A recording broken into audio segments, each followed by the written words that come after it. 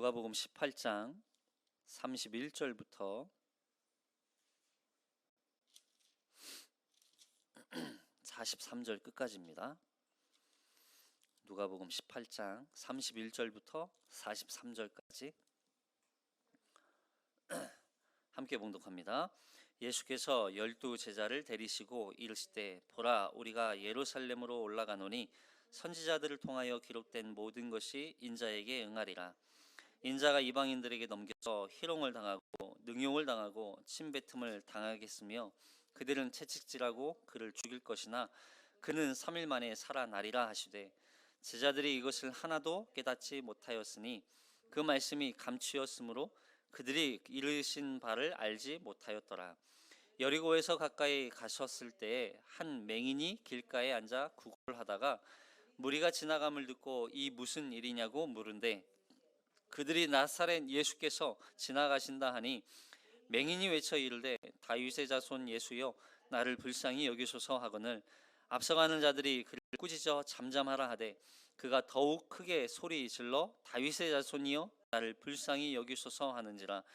예수께서 머물러 서서 명하여 데려오라 하셨더니 그가 가까이 오매 물어 이르시되 내게 무엇을 하여 주기를 원하느냐. 이르되 주여 보기를 원하나이다. 예수께서 그에게 이르시되 보라 내 믿음이 너를 구원하였느니라 하시매 곧 보게 되어 하나님께 영광을 돌리며 예수를 따르니 백성이 다 이를 보고 하나님을 찬양하니라. 아멘. 우리 지난 시간에 부자 관리, 부자 지도자, 부자 관리 관원에 대한 말씀을 살펴보고요.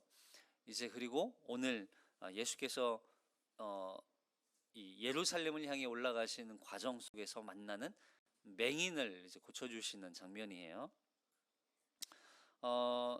과연 이 그 부자 관리, 부자 관원의 이야기하고 이 맹인의 이야기가 과연 어떻게 연결이 될까? 이런 초점이 또 우리가 말씀을 읽으면서 짚고 또 관심 있게 봐야 할 위치입니다. 항상 어떤 사건이나 어떤 비유의 말씀이나 어떤 사건이 벌어지면 문맥적으로 이게 과연 어떤 관련성이 있는지를 항상 생각을 하면서 말씀을 읽는 것이 중요해요. 그리고서 이제 본문의 한 절 한 절이 갖고 있는 의미들을 우리가 찾아내야 되는 거죠. 자, 먼저 31절을 읽어보겠습니다. 31절 시작. 예수께서 12 제자를 데리시고 이르시되 보라 우리가 예루살렘으로 올라가노니 선지자들을 통하여 기록된 모든 것이 인자에게 응하니라. 이제 예수님께서 12 제자들을 데리고 어디에 올라가세요? 예루살렘을 향해 올라가고 계세요. 그러니까 이제 본문에 보면 나오겠지만 여리고라고 하는 지역이 있어요. 예수님이 예루살렘을 향해서 올라가시기 시작한 것이 언제였냐면 누가복음 9장에 보면 예수님께서 성령의 감동이 되어 승천하실 기약이 차심에 예루살렘을 향하여 올라가기로 굳게 결심을 하시는 때가 있어요. 여기 9장 51절 볼게요. 누가복음 9장 51절 시작. 예수께서 승천하실 기약이 차감해 예루살렘을 향하여 올라가시기로 굳게 결심하시고. 그러니까 예수님께서 승천하실 기약이 차감해, 이 말은 뭐예요? 예수님이 승천하실 날은 이미 하나님의 주권과 하나님의 섭리와 계획 가운데 이미 승천하실 날이 정해져 있어요. 자꾸 우리가 뭘 오해하냐면 예수님이 죽은 것도 뭐 우연히 그때 그 악한 그 범죄자들이 있으니까 그 사람들 처벌하려고 같이 어차피 그냥 처벌했다 뭐 이런 식으로 이해하는 경우가 있거든요. 그렇지 않다는 거예요. 예수님은 6월절에 어린 양으로 오셔서 6월절에 죽임을 당하셨어요. 그리고 6월절을 기점으로 딱 사흘 만에, 그러니까 토요일, 금요일, 토요일, 일요일. 그래서 일요일에 딱 부활을 하신 거죠. 그러니까 결국 예수님이 예수님의 이 죽으심과 순환과 또 예수님의 부활은 철저하게 맞춰져 있는 날이 있었어요. 맞춰져 있는 날. 그 날을 위해서 예수님이 그러면 이때쯤이면 이제 예루살렘을 향해 올라가야 하겠구나. 이미 모든 플랜, 계획이 다 짜져 있었던 거죠. 그리고 지금까지 오면서 수많은 사람들을 만나고 수많은 사건들이 예수님 앞에 있었죠. 다양한 사람들을 만났어요. 병자도 만나고 과부도 만나고 또 원한이 있는 과부도 만나고 또 부자 관리도 만나고 여러 사람들을 만났어요. 그 사람들을 만나오면서 이 사람들을 다 만나면서 예수님이 이미 계획하셨다는 거예요. 누구를 만났지? 그냥 우연히 이런 사건들이 일어난 게 아니라는 거예요. 그래서 그 여정 속에서 예수님은 때로는 바리새인들에게도 말씀하시기도 하고 때로는 무리들에게도 말씀하시기도 하고 때로는 오늘처럼 제자들에게도 말씀을 하셨어요. 그러니까 결국 예수님은 이 예루살렘을 향해 올라가는 이 여정 속에서 계속해서 복음, 하나님의 나라, 그 나라에 대해서 선포하고 계셨던 거예요. 자, 그런데 예수님께서 예루살렘으로 올라가시는 이유가 뭐였어요? 바로 선지자들을 통하여서 기록된 말씀이 다 예수님을 통해서 이루어지게 하기 위해서. 그러니까 결국 예수님은 하나님의 이 섭리 가운데 선지자들을 통해서 하신, 구약의 선지자들이죠. 구약의 선지자들을 통해서 하신 그 말씀이 하나도 땅에 떨어지지 아니하고 그 하나님의 말씀이 다 이루어지고 성취되도록 완성되어지게 하기 위해서 예수님이 이 땅에 오신 거예요. 그것이 하나님의 구원의 계획이었던 거예요. 하나님의 계획은 언제부터였어요? 창세전부터.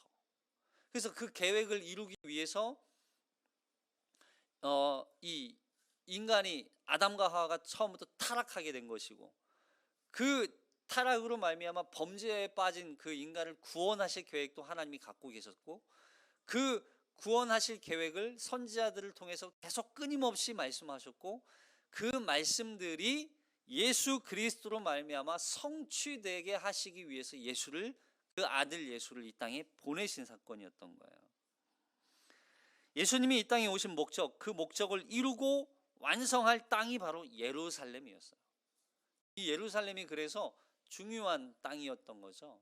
하나님의 구원의 완성을 이루는 곳. 근데 예수님이 인류 구원의 모든 사역이 완성되는 그 현장이 바로 예루살렘이었던 거예요. 자, 이사야서 53장 7절에 보면 그 말씀이 선지자를 통해서 선포된 말씀이 기록되어 있죠. 이사야서 53장 7절. 우리가 이사야서 생각하면 항상 이 메시아에 대한 예언들, 이걸 항상 생각을 해야 돼요. 그래서 회복의 말씀.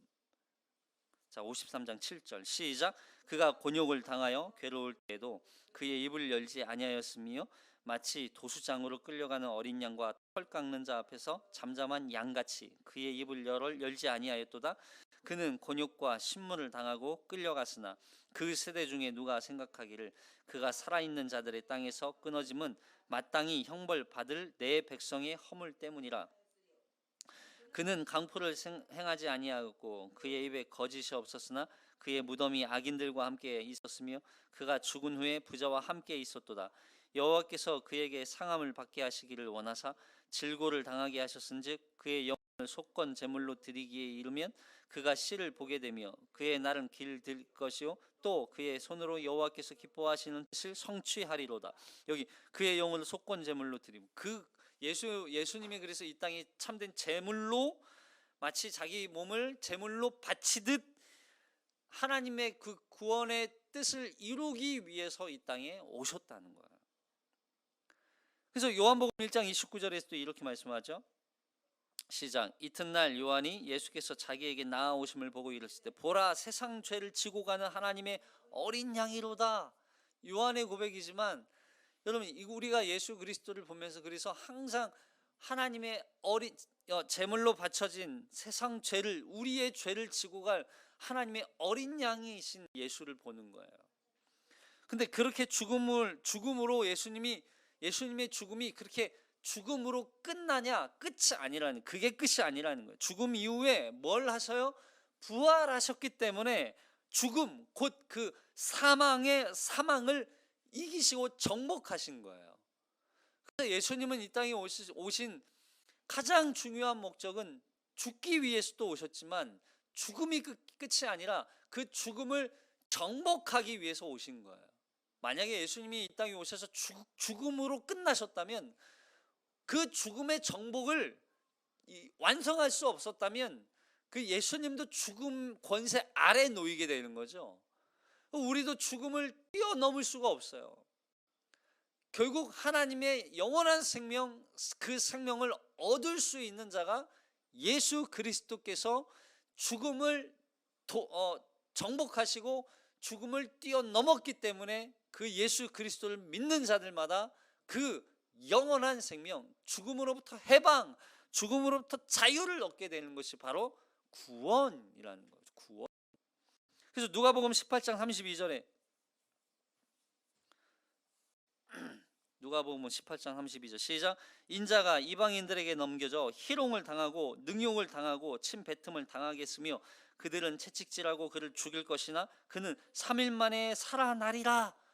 그렇게 수많은 순환과 고난과 죽음이 있다 할지라도 그를 죽일 것이나 그는 3일 만에 살아나리라. 3일 만에 다시 부활하실 그 예수 그리스도, 그걸 예수님은 이것을 위해서 이 땅에 오신 거예요. 우리가 예수님의 죽음만 생각해서는 안 돼요. 우리가 예수님의 그 십자가의 죽으심만 보고 눈물을 흘릴 자들이 아니라고요. 우리는 예수 그리스도께서 죽음을 뛰어넘어 죽음을 이기시고 정복하신 그 예수의 승리를 우리는 기뻐하는 거예요. 그래서 우리에게는 우리의 죄에 대한 아픔과 고통과 쓰라림이 있지만 예수께서 완성하신 그 영생, 죽음을 뛰어넘은 그 부활로 말미암아 기쁨도 함께 소유한 자들이 바로 성도들이에요. 예수님의 고난과 수치와 죽음을 통해서 우리에게 주어진 은혜가 바로 여기 이사야서 53장 4절 시작. 그는 실로 우리의 질고를 지고 우리의 슬픔을 당하였거든 우리는 생각하기를 그는 징벌을 받아 하나님께 맞으며 고난을 당한다 하였노라. 그가 찔림은 우리의 허물 때문이요 그가 상함은 우리의 죄악 때문이라. 그가 징계를 받음으로 우리는 평화를 누리고 그가 채찍에 맞음으로 우리는 나음을 받았도다. 그가 징계를 받았기 때문에 우리가 평화를 누리는 거예요. 여기서 말하는 평화는 단순히 이 땅에서 전쟁이 없고 슬픔이 없는 그런 평화가 아니잖아요. 우리에게 주는 평화는 뭐예요? 하나님과 원수되었던 우리의 관계가 하나님과 온전히 화목해 되어져서 하나님과 화평케 되는 거. 하나님이 우리를 보시면서 진노의 대상으로 우리를 보는 게 아니라 하나님이 당신의 아들 예수 그리스도의 그 피의 옷을 입은 의의 옷을 입은 자로 우리를 하나님과 그 아들의 관계로 우리를 바라보시는 거예요. 그래서 우리를 하나님의 자녀로서 하나님 앞에 서는 거죠. 이게 화평이에요, 화평. 그리고 그가 채찍에 맞음으로 우리는 나음을 받았도다. 우리가 어떤 나음을 받았어요? 우리가 여전히 질병을 입고 있고 여전히 아픔 가운데 있고 지금 코로나 때문에 여전히 우리는 너무나 연약하잖아요. 인간의 연약함을 뼈저리게 느끼게 되잖아요. 근데 뭐가 나았어요? 우리가 나음을 받은 건 죄로부터 나음을 받은 거예요. 죄에 대한 치유를 받은 거예요. 그리고 죽음으로부터 다시 살아나셨기 때문에 우리를 사로잡고 있던 그 사망과 죽음을 정복하셨기 때문에 우리가 그 영원한 생명을 얻게 된 것이다. 그의 죽음의 권세로부터 우리를 자유케 하신 거예요. 그래서 영원한 생명을 얻은 자로서 이제 하나님의 자녀로 우리가 이제 서게 되는 거예요. 그걸 이루기 위해서 예수님이 이 땅에 오셨다는 거예요. 여러분, 부활이 없는 기독교는 있을 수 없어요. 우리 사도신경에 대해서 우리가 말씀 나눌 때 그 말씀했잖아요. 여러분, 기독교에 부활이 없으면 기독교는 가짜예요. 우리가 믿는 건 허상이 되는, 허상, 아무것도 아닌 거예요. 이보다 더 부끄러운 그런 존재가 있겠어요? 그렇게 우리가 막 맹목적으로 교회 다니고 신앙생활하고 하나님을 섬기고 했는데 우리가 믿는 게 다 가짜가 되었는 거예요. 기독교는 부활이 없으면 안 돼요. 부활이 있기 때문에 기독교를 종교로 보지 않는 거예요. 부활로 말미암아 우리는 생명의 종교로, 생명이라고 보는 거예요, 기독교를. 소망과 기쁨과 생명은 바로 예수 그리스도로 말미암아 우리에게 주어지는 거예요. 우리가 이 땅에서 하나님의 능력이 나타나는 삶을 살고 싶어요. 여러분, 정말 굳센 믿음, 또 어떤 시험도 찾아와라, 막 내가 시험도 다 이기랴, 병 걸려봐라, 병도 두렵지 않다, 죽음아 사망아 내가 쏘는 것이 어디 있느냐. 여러분, 이렇게 담대하게 선포하면서 하나님의 역사가 나타나는 그런 신앙생활을 하고 싶잖아요. 근데 그렇게 하지 못하는 이유는 뭐예요? 어떻게 하면 그렇게 살 수 있을까요? 바로 부활신앙을 가지면 돼요. 부활신앙. 사망아 내가 쏘는 게 어디 있느냐, 죽음아 이 마귀야, 담대하게 죽음 앞에서도, 고난 앞에서도, 시험 앞에서도 담대해질 수 있는 이유는 내가 부활할 자라는 사실을 깨닫는 거예요. 예수 그리스도로 말미암아 나는 부활할 자다, 아니 나는 이미 부활한 자다, 이게 확실해지면 두렵지 않은 거예요. 두렵지 않아요. 과거 수많은 사람들이 순교할 수 있었던 이유가 뭐예요? 그들은 한 가지였어요. 부활신앙 때문이었어요. 어떻게 하면 이 생명 유지할까? 어떻게 하면 이 땅에서 조금 더 편하게 살까? 그러지 않았다고요. 그들은 그 부활신앙으로 말미암아 이 땅에서 고난과 어려움과 오히려 그 자리를 더 기뻐하며 오히려 그 자리에서 자신이 갖고 있는 그 부활을 경험하며 살아갔던 사람, 능력 있게 살아갔던 사람들이 바로 순교자들이었다고요. 자, 에베소서 1장 19절. 에베소서 1장 19절 시작. 그의 힘의 위력으로 역사하심을 따라 우리는 우리에게 베푸신 능력의 지극히 크심이 어떠한 것을 너희로 알게 하시기를 구하노라. 그의 능력이 그리스도 안에서 역사하사 죽은 자들 가운데서 다시 살리시고 하늘에서 자기의 오른편에 앉히사 모든 통치와 권세와 능력과 주권과 이 세상뿐 아니라 오는 세상을 일컫는 모든 이름 위에 뛰어나게 하시고 또 만물을 그의 발 아래에 복종하게 하시고 그를 만물 위에 그의 머리로 삼으셨느니라. 그의 힘의 위력으로 역사하심에 따라 우리에게 베푸신 능력의 지극히 크심이 어떠한 것을 알게 하시기를 구하노라. 여러분, 그러한 게 우리의 부활이란 말이에요. 하나님의 위력과 그 힘의 위력과 그 능력이 총체적으로 나타난 게 바로 부활이라고요. 바로 부활이야말로 우리 성도가 가져야 할 최고의 신앙이에요. 그 어떤 신앙보다 강력한 우리의 힘과 무기가 바로 부활 신앙이라고요. 이걸 따라라는 거예요. 이걸 알아야 된다는 거예요. 근데 참 아이러니하게도 이 34절에 보니까 예수님이 그렇게 제자들에게 하나님의 나라를 가르치고 예수님이 전하신 그 복음, 그 나라의 말씀을 들었음에도 불구하고 이 제자들이 깨달았어요? 못 깨달았어요? 못 깨달았대요. 여기 보세요. 34절 시작. 제자들이 이것을 하나도 깨닫지 못하였으니 이 말씀이 감추었으므로 그들이 그 이르신 바를 알지 못하였더라. 뭐예요? 하나도 깨닫지 못했대요. 하나도.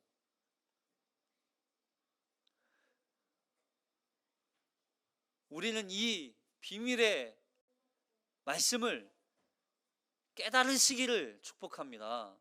이게 깨달아져야 돼요. 근데 문제는 뭐예요? 하나님이 이 말씀을 감춰놨대요. 감춰놨대요. 감춰져 있어요. 이걸 보지 못하는 거예요. 그 앞에 예수가 그리스도이심을 계속해서 선포하시고, 예수가 십자가에 달려 죽으시고 죽으심 이후에 부활하셔서 우리에게도 그 예수 그리스도를 믿는 자들마다 영생을 주시겠다고 말씀을 그렇게 하셨는데도 제자들이 깨닫지 못해요. 왜 깨닫지 못했을까요? 아니, 이렇게 생각했을까요? 아니, 내가 믿는 그 예수가 그렇게 메시아로 오셨다는 그 예수가 죽는다고? 어떻게 죽지? 믿을 수가 없는 거죠. 또 아니면 하나님이 깨닫지 못하도록 그의 눈을 가리어 주신, 귀를 막고 눈도 가리어 버리셨다는가? 어떤 게 맞을까요? 둘 다 맞아요. 둘 다 맞아요. 그래서 왜 그러냐면, 자 17절에 보니까 내가 진실로 너희에게 이르노니 누구든지 하나님의 나라를 어린아이와 같이 받아들이지 않는 자는 결단코 거기 들어가지 못하리라 하시니라. 이 말씀을 한마디로 말하면 뭐냐면, 천국을 순수하게 이걸 스펀지처럼 받아들이느냐 받아들이지 않느냐의 차이인 거예요. 여기 어린아이와 같이 받아들이지 않는 자는, 그러니까 어린아이는 특히 뭐라는 거예요? 받아들인다는 거예요. 수용성이죠. 수용성. 어린아이는 가르쳐 주는 대로 받아들인다는 거예요. 그러니까 결국 어린아이들처럼 너희는 왜 받아들이지 않느냐, 이 이야기를 거꾸로 하신 거죠. 너희는 왜 하나님 나라를 그렇게 가르쳐주고 선포해 줬는데도 왜 너희는 그 하나님의 나라를 받아들이지 않느냐, 왜 나를 영접하지 않느냐, 너희는 그 어린아이처럼 받아들이지 않으면 결단코 천국의 하나님 나라에 들어갈 수 없느니라, 이 이야기를 하시는 거예요. 그거 보세요. 제자들이 이걸 받아들이지 못한 이유가 뭐예요? 받아들이지 못한 이유는 그들이 생각했던 메시아가 아니기 때문에, 그리고 하나님이 그걸 가리었기 때문에.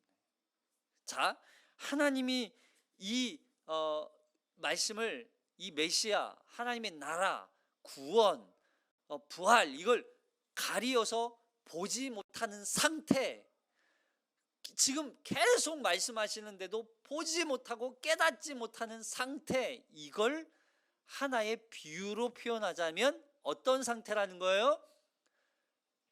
보지 못하는 자, 오늘 말씀이잖아요. 바로 맹인이라는 거예요. 맹인.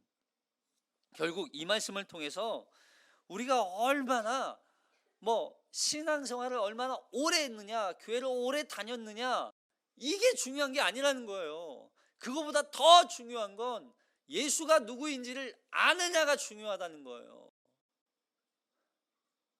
우리가 어떠한 구원을 받았는지가 더 중요하다는 거예요.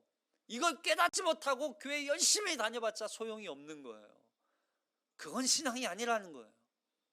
진정한 신앙, 하나님의 부활, 그 부활을 이루기 위해서 이 땅에 오신 예수 그리스도, 그 예수 그리스도를 영접하는 자가 영원한 생명을 얻는다, 이걸 깨닫는 자가 복된 자라는 거예요. 이게 바로 하나님 나라에 들어갈 자라는 거예요.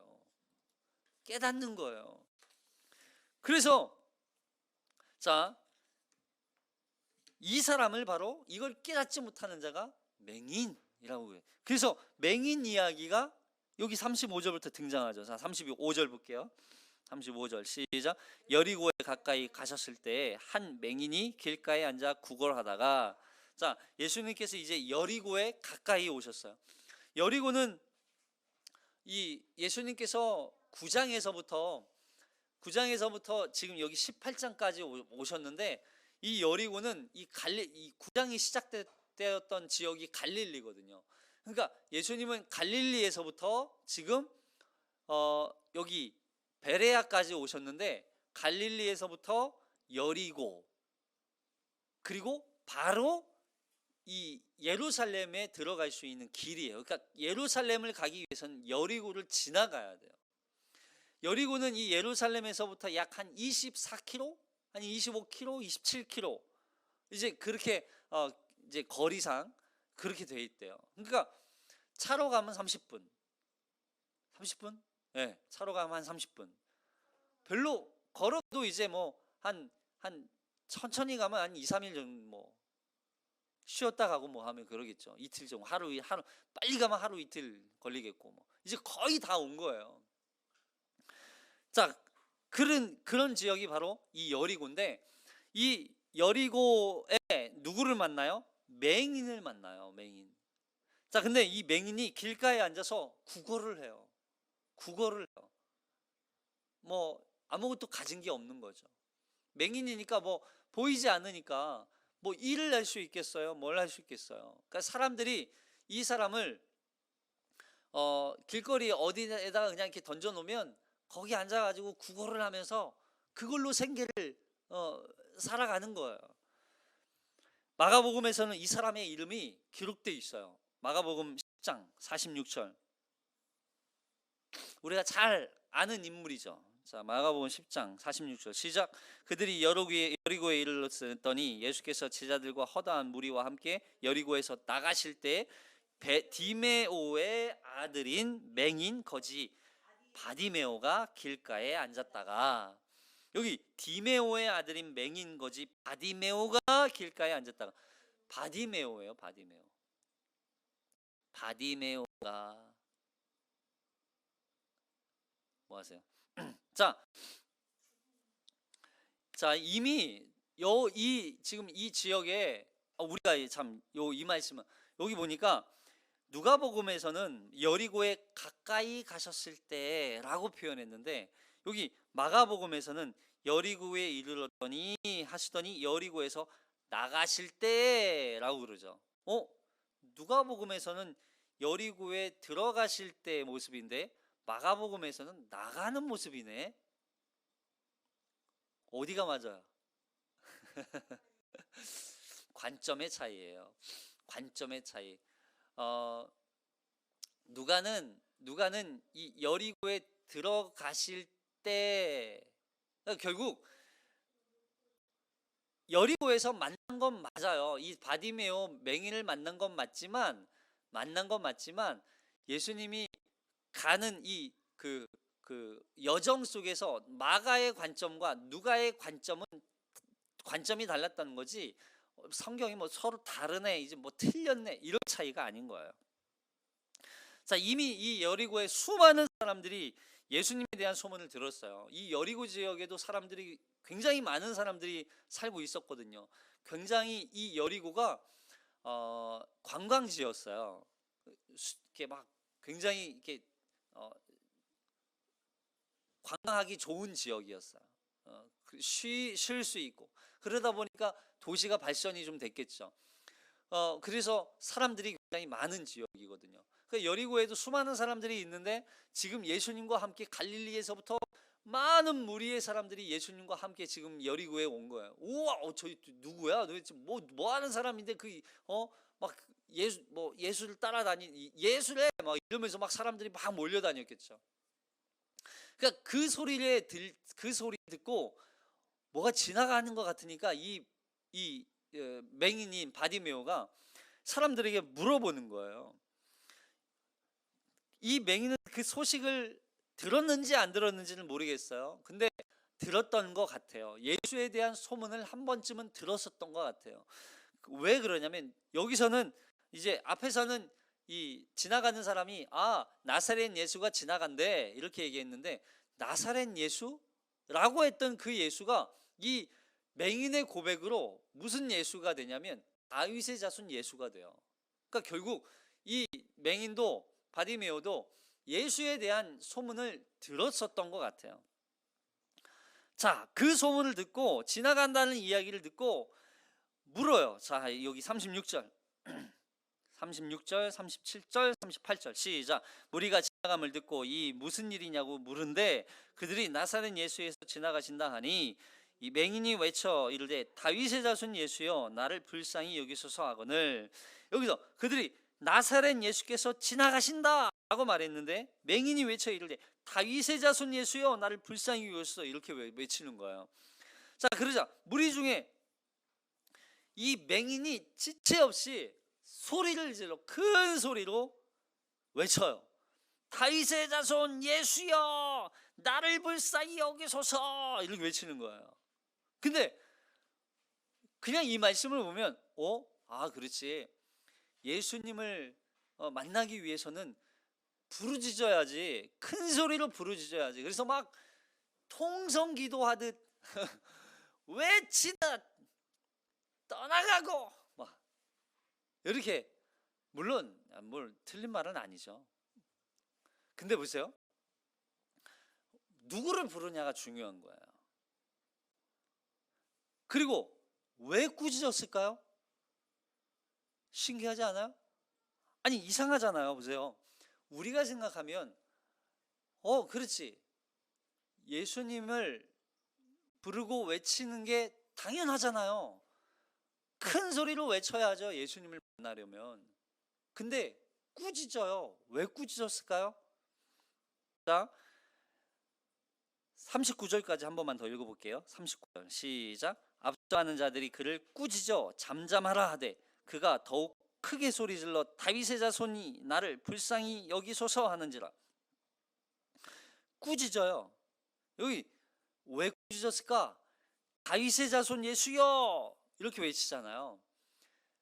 그냥 단순히 예수님 불렀으면 시끄러 이랬을 거예요. 근데 다윗의 자손 예수여 하니까 꾸짖어요. 이 표현은 당시 시대적으로는 해서는 안 되는 표현이에요. 다윗의 자손 예수여? 이 다윗의 자손 예수여라는 표현이 누가복음에 한 번 등장하거든요. 자, 왜 이 표현이 위험한 표현이냐면, 지금 이 나라를 다스리고 있는 나라가, 세계가 누구의 나라예요?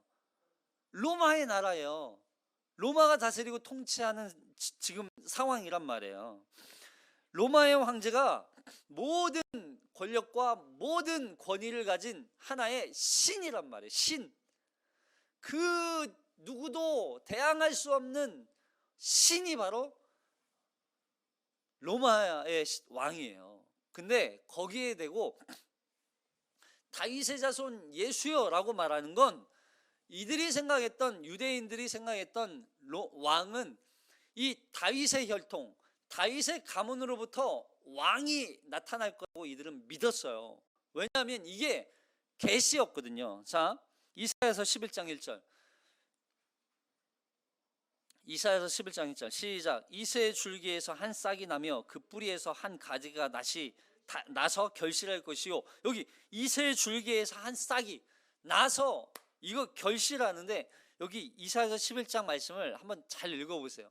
이거 말씀을 읽으면요, 이렇게 예루살렘이 황폐케 되고 또 옆에 주변 강대국들에 의해서 막 공격당하고 또 그들이 범죄함으로 말미암아 하나님이 이 예루살렘, 이 유대인들 예루살렘을 막 이렇게 심판하시고 막 이런 장면들이 앞에 나오잖아요. 근데 이 상황에 하나님께서 하나의 씨 이야기를 하시면서 다윗의 줄기에서 나온 이 씨가, 싹이 너희를 결국 회복해 하실 참된 진정한 왕으로 오실 분이라는 걸 설명해요. 그래서 이 이사야서 11장이 평화의 왕으로 오실 참된 메시아, 다윗과 같이 세상을 정복하고 하나님의 새로운 나라를 세울 진정한 왕이 이 땅에 오실 것이라는 것을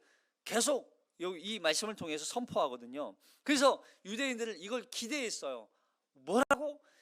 야, 우리에게 진짜 왕이 온대. 지금 이 땅에서 로마의 강대국, 로마의 압제와 권위 아래 놓여가지고 고통과 핍박 가운데 있는 이들이 결국 유대인의 왕, 참된 다윗의 가문에서 나오실 그 왕이 우리에게 와서 로마를 무찌르고 우리를 자유케 하고 새로운 하나님의 나라 강대국을 세워서 이 나라 가운데 우리를 진짜 살기 좋은 나라로 만들 거야 라고 하는 그 기대를 했었단 말이에요.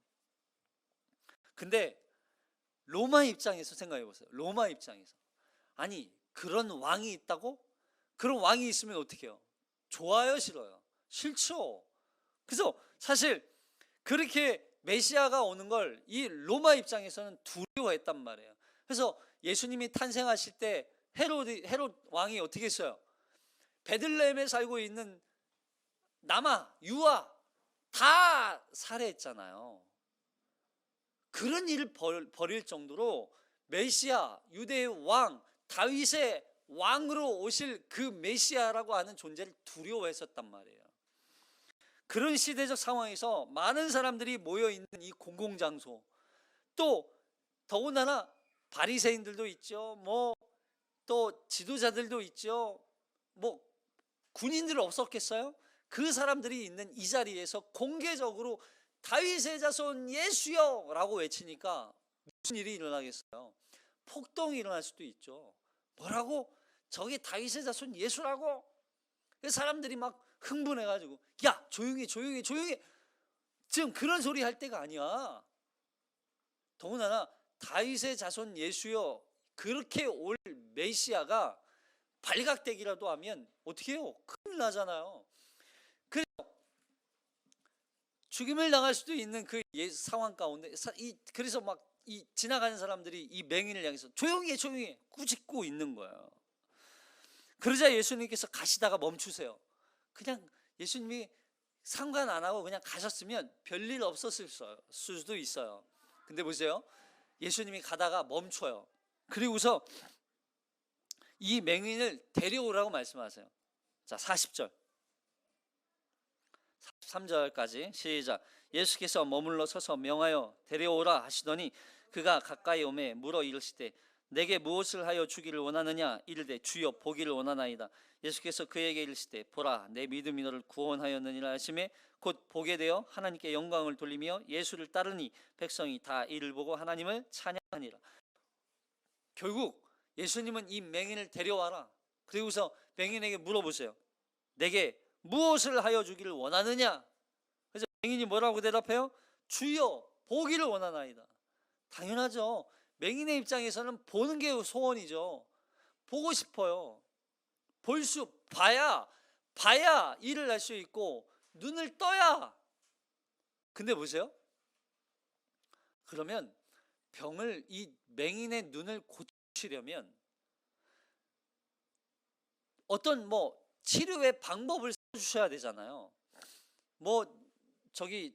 다른 데서 하셨던 것처럼 침을 뱉어 진흙을 이겨서 눈에 발라주든 아니면 약을 주든 해야 되잖아요. 근데 그런 건 안 하세요. 그냥 말씀만 하세요. 예수께서 이르시되 보라 내 믿음이 너를 구원하였느니라. 봐라 너 봐. 그러면서 하시는 말씀이 내 믿음이 너를 구원하였느니라. 너무 생뚱맞지 않아요? 근데 보세요.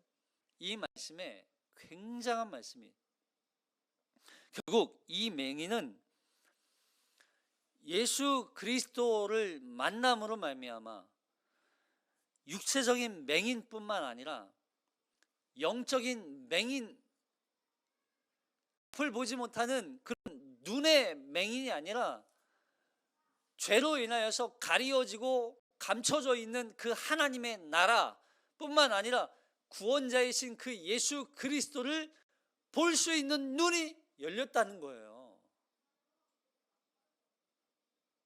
우리의 눈이 열려야 돼요. 눈이 보여야 돼요. 우리의 눈이 열려야 된다고요. 우리의 눈이 하나님을 볼 수 있는, 하나님의 나라를 볼 수 있는 눈이 열려야 되고 예수 그리스도를 볼 수 있는 눈이 열려야 돼요. 근데 보세요. 이 맹인이 뭘 했어요? 아무것도 안 했어요. 이 맹인이 뭘 하려고 노력했어요? 아무것도 안 했어요. 그냥 다윗의 자손 예수요 라고 믿음으로 외친 것뿐이에요.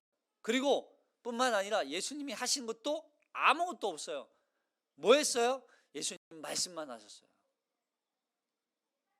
근데 조건이 있었죠. 맹인이 뭐라고 했었어요? 다윗의 자손 예수여 나를 불쌍히 여기소서. 그러니까 결국 하나님의 나라는 누가 볼 수 있는 거예요? 불쌍히 여겨달라는 그런 마음이 있는 사람.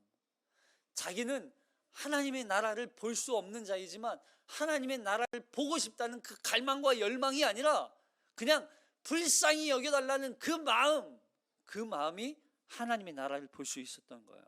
앞서서 메시아 예수가 앞에 계심에도 불구하고 제자들은 그걸 깨닫지 못했어요. 볼 수 없었어요. 그렇게 보지 못하는 상태가 바로 맹인이었단 말이에요. 근데 이 맹인은 봤어요. 뭘로요? 믿음으로 보게 된 거예요. 믿음으로 하나님의 이 예수를 보게 되었고 믿음으로 하나님의 나라를 보게 된 거예요. 불쌍히 여기소서. 다윗의 자손 예수라면 그렇게 혹시라도 그런 강력한 강대국을 이 땅에 만드실 그 왕으로 오시는 분이시라 할지라도 나를 불쌍히 여기시면 내가 볼 수 있습니다 라고 하는 믿음이 있었기 때문에 결국 하나님의 나라는 믿음이에요. 믿음으로. 그렇게 하나님의 나라를 갈망하고 소망하는 자들에게 하나님은 그 나라를 보게 하시는 거예요. 여러분, 우리가 교회 열심히 다니는 건 종교 생활로 그칠 수 있어요. 그걸 신앙이라고 말할 수 없어요. 신앙은 뭐예요? 예수가 누구인지 보는 거예요. 예수가 누구인지 깨닫는 거예요. 그 예수를 통해서 우리에게 하나님의 나라를 볼 수 있도록 그리고 우리가 소유할 수 있도록 그 나라를 우리에게 허락해 주셔야만 우리가 그 나라를 볼 수 있기 때문에 여러분